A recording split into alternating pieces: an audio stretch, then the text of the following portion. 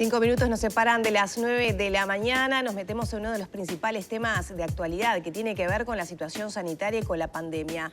Médicos de familia han planteado no testear a menores de 60 años que tengan COVID-19 pero con síntomas leves. Para conocer los detalles de esta propuesta que surge en el marco de una guía es que recibimos a la doctora Clara Nis, profesora agregada de Medicina Familiar y Comunitaria, integrante de la Sociedad de Medicina Familiar y Comunitaria e integrante también del Comité Ejecutivo del Sindicato Médico del Uruguay. Doctora, bienvenida. ¿Cómo anda? Buen día. Gracias por este tiempo para conversar. Bueno, primero que nada, desde los médicos de familia surge esta propuesta que quizás llamativa, es un aspecto, ¿no?, de todo el trabajo que ustedes vienen haciendo en el marco de una situación que usted describiría como, ¿qué se está viviendo desde los médicos de familia en cuanto a la cantidad de casos, el trabajo que vienen haciendo, el seguimiento de los mismos? Bueno, en realidad quería comentar que esta guía es una actualización de una guía previa que también entre el Departamento de Medicina Familiar y Comunitaria y la Sociedad de Medicina Familiar y Comunitaria. Previamente a esta hubo una guía, por ahí por julio, donde la situación también era muy difícil, que era una orientación, trataba de ordenar un poco frente a una situación desconocida para todos, teniendo en cuenta que la gran mayoría de estos pacientes se atienden en el primer nivel de atención. Quizás no es lo que tiene más visibilidad, pero en números reales es así.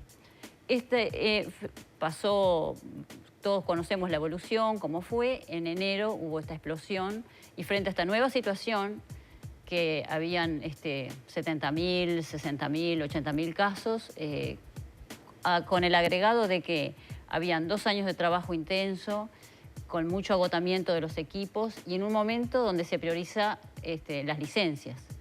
En ese contexto aparece este aumento de casos y además con un número muy importante de personas, de integrantes de los equipos o aislados por contactos, por riesgo de estar contrayendo la enfermedad o bueno, muchos la contrajeron, muchos. Entonces, el escenario en ese momento, yo sé que hay como a veces un poco de resquemor en asignarle un adjetivo, pero realmente fue un escenario en el que desde el primer nivel de atención no se pudo dar la respuesta oportuna y adecuada.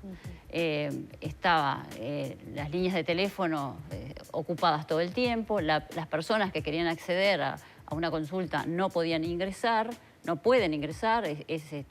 Lo digo en enero porque, bueno, en enero fue... Claro, pero el gobierno anunció medidas, anunció medidas, se comenzaron a aplicar, ¿cambió en algo esa situación?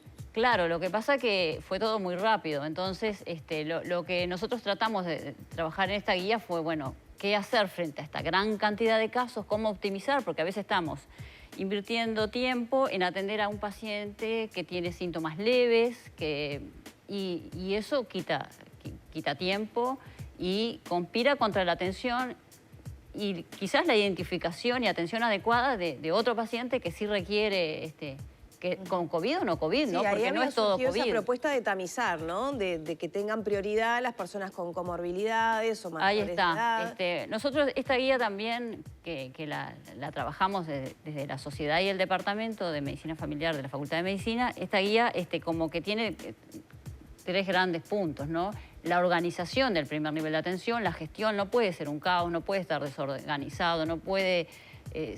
Si no hay una organización y una buena gestión del primer nivel de atención, la respuesta que puede dar va a ser en función de eso. Entonces, la organización, el cuidado de los equipos, porque si son los equipos que atienden a la gran mayoría, o sea, tenemos la responsabilidad de cuidar los equipos y capacitarlos. Pero hoy es un caos en la atención, ¿estamos en ese punto? Bueno, la palabra caos genera un poco de impacto, ¿no? Pero sí es cierto que ahora está bajando un poco, pero hace 2 semanas estábamos en una situación donde no podíamos dar la respuesta adecuada. Llamábamos a una persona cuando habían transcurrido 7 días desde que inició los síntomas.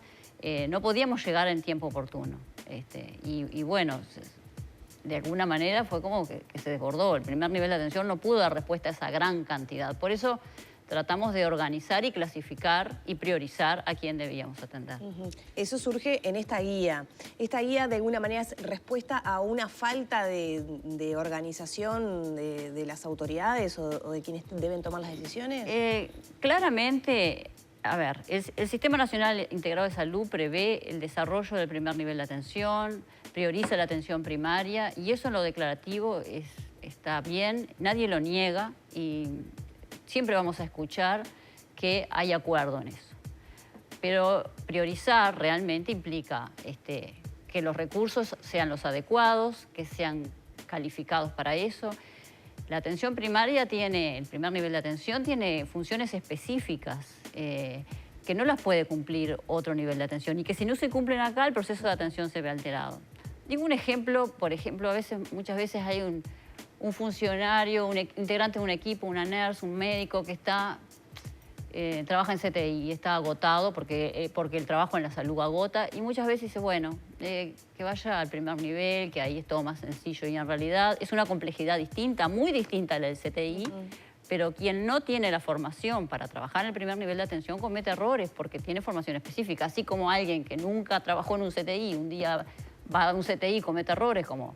Si no tenemos formación en eso, vamos a cometer errores, también acá pasa lo mismo. Entonces, lo que quiero decir es que no está organizado, no hay ningún prestador que tenga un desarrollo pleno del primer nivel de atención. Llevamos varios años del Sistema Nacional Integrado de Salud y si bien hay algunos prestadores, principalmente el prestador público, que tiene en algunos lugares un desarrollo importante, eso no es universal, no es en todos los Eso lugares. Quiere decir que más allá de que por supuesto se agudizó durante esta segunda ola, es un problema estructural. La pandemia puso en escena este problema que está desde antes. Claramente, la estructura del primer nivel de atención es débil.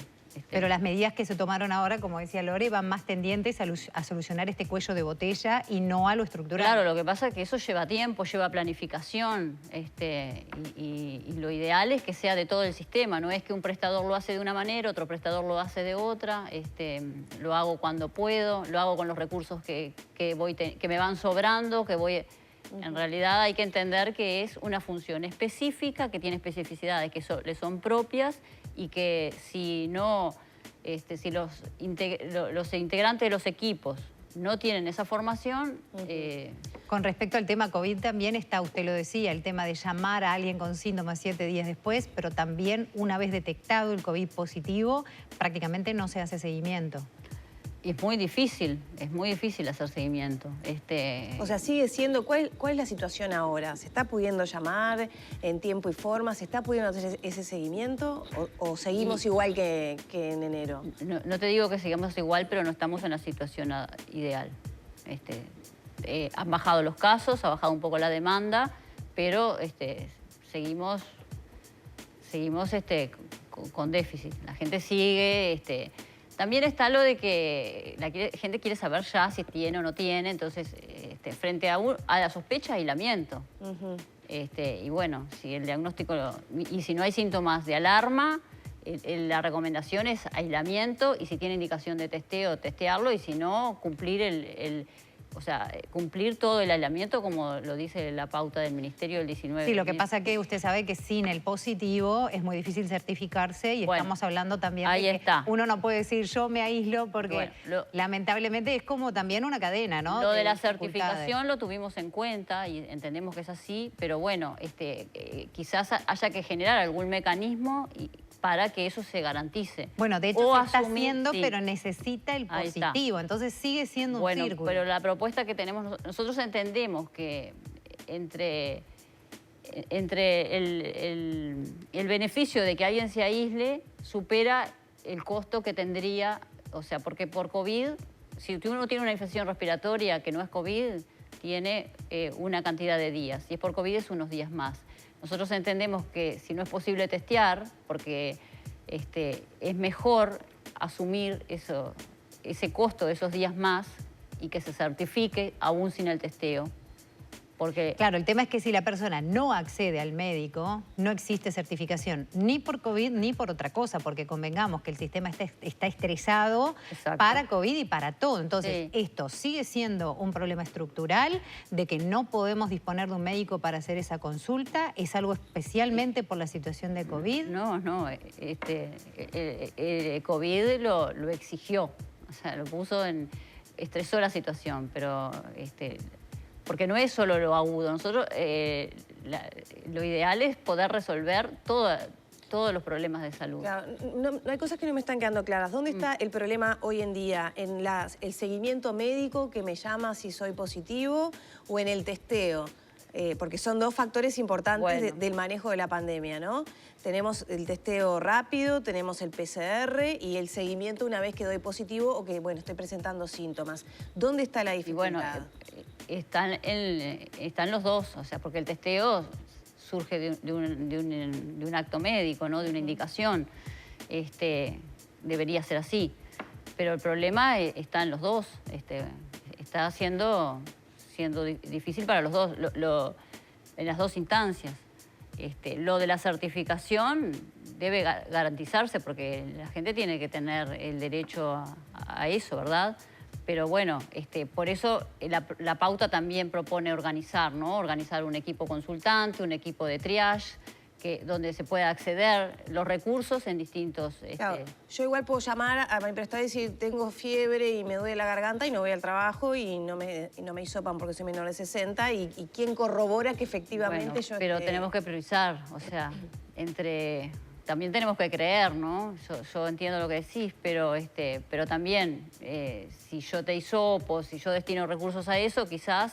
no destino recursos a atender a alguien que sí lo está necesitando. Claro, pero seamos honestos, yo no puedo ir al Ministerio de Trabajo y decir que crean en mí. Se necesita un papel en el cual se certifique que yo no puedo ir a trabajar, porque si no, además, ¿con qué criterio? Claro. No, pero la certificación nosotros no la... Pero es que todo el problema está en la certificación, porque la gran mayoría de quienes estamos en ese rango etario, debajo de 60, somos trabajadores, todos tenemos que tener un sueldo, a excepción de los menores de 18, que quizá todavía están estudiando, estamos hablando de la enorme mayoría de la población que necesita. Por eso claramente hay un problema de recursos, hay un problema de recursos. Así nosotros intentemos hacerlo, no es posible por la cantidad, por la cantidad explosiva que hubo, que hay ahora, ¿no? Claro, pero también hay otra arista, o sea, si no se testean a los menores de 60, ¿no se pierde también lo que sería la trazabilidad? Por ejemplo, si asumimos que lo tenemos, pero puede ser otra cosa,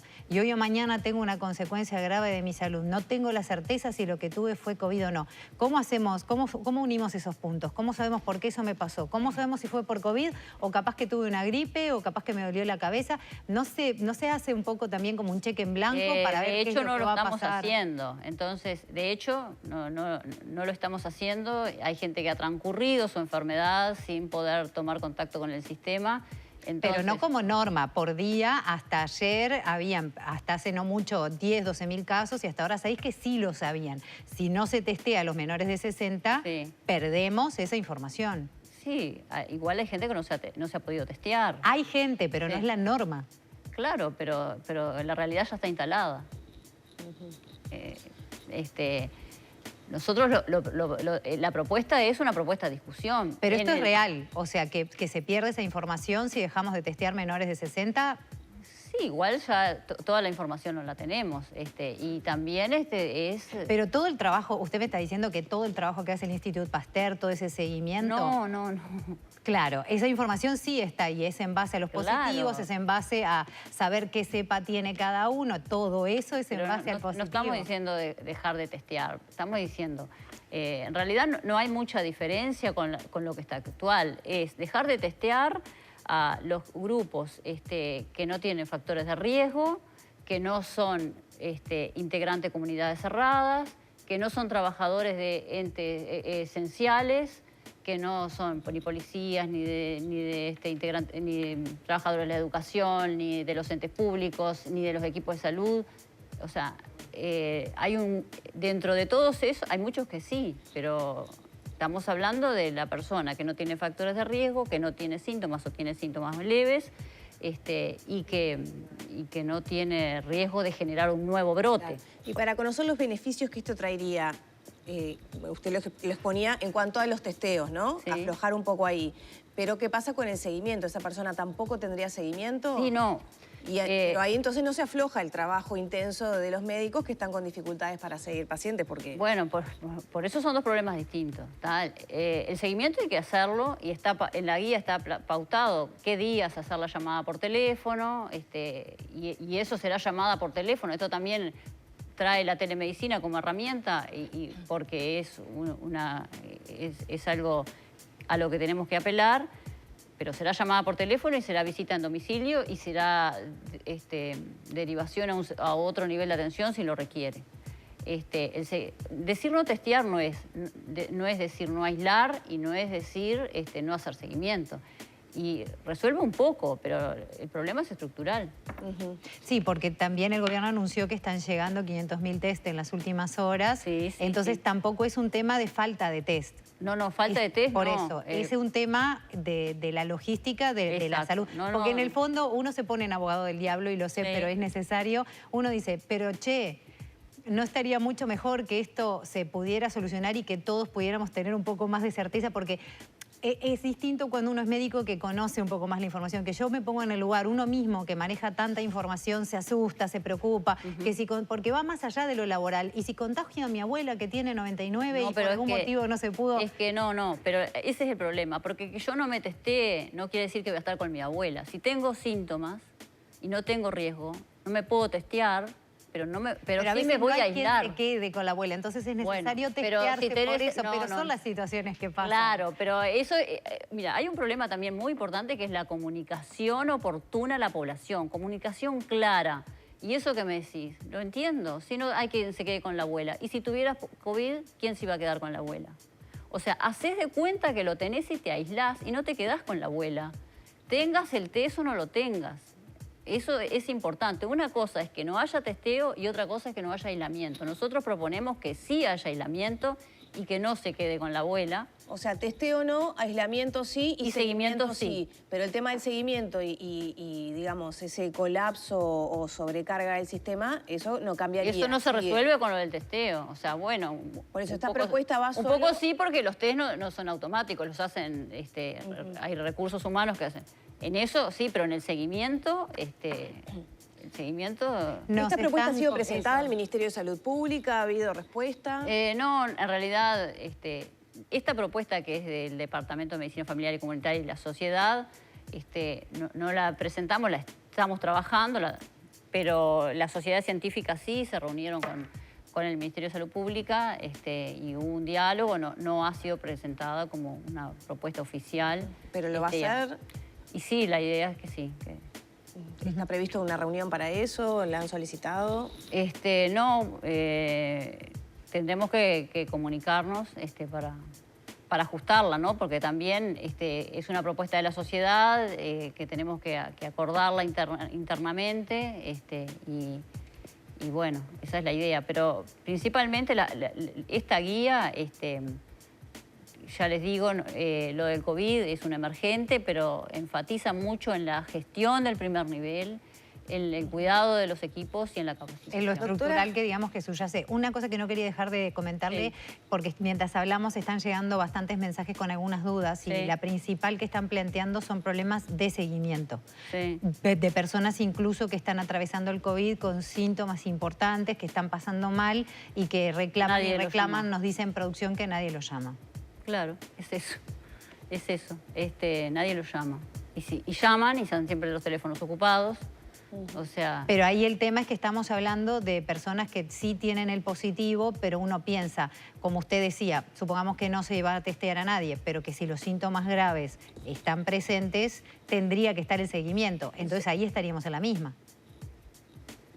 El seguimiento tienen que tener. Si tiene síntomas graves, el seguimiento quizás es otro, ¿no? Pero igual a lo que voy es, con test, sin test, tienen síntomas graves y no tienen seguimiento. Eso no va a cambiar, van a seguir los síntomas graves con testeo o sin testeo. Bueno, el testeo un poco afloja porque en realidad la indicación de testeo requiere un acto del equipo, hacer el test. Esas personas que están haciendo test se vuelcan al seguimiento. En la guía hay un equipo que es el equipo de triage, que pueden estar estudiantes de enfermería, la propuesta, ¿no? Estudiantes de enfermería avanzado, estudiantes de medicina avanzado, las personas que testean, que están haciendo los hisopados, pueden hacerlo.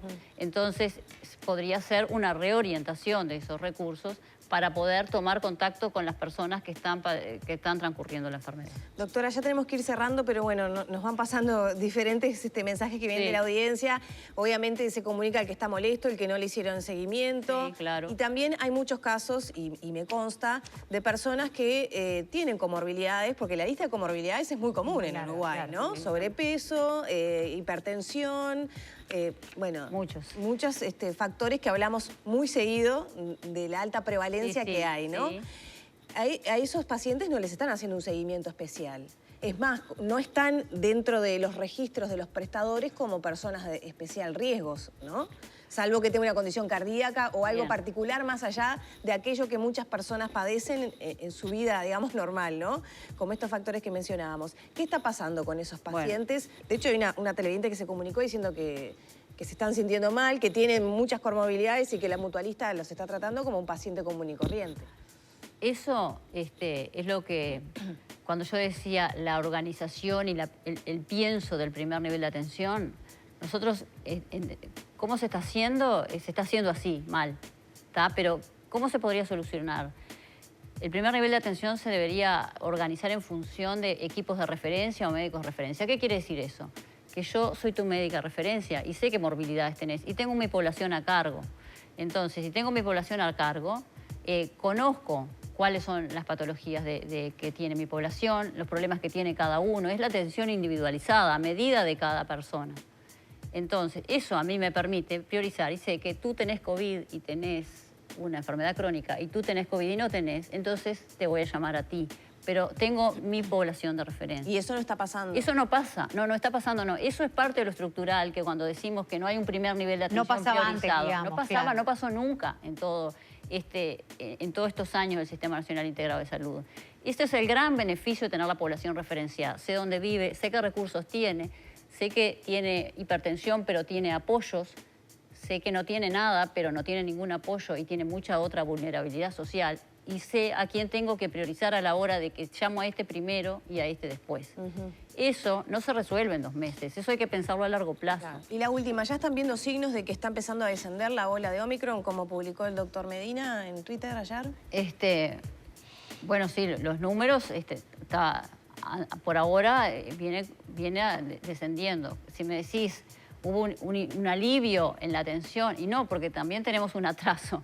Entonces, todavía el alivio en la demanda no lo hemos visto. Pero sí, los números son los que todos conocemos. Muchas gracias, doctora. Muchas gracias. Bueno, gracias a ustedes. Cerramos por aquí la entrevista, ya son las 9 de la mañana, 18 minutos.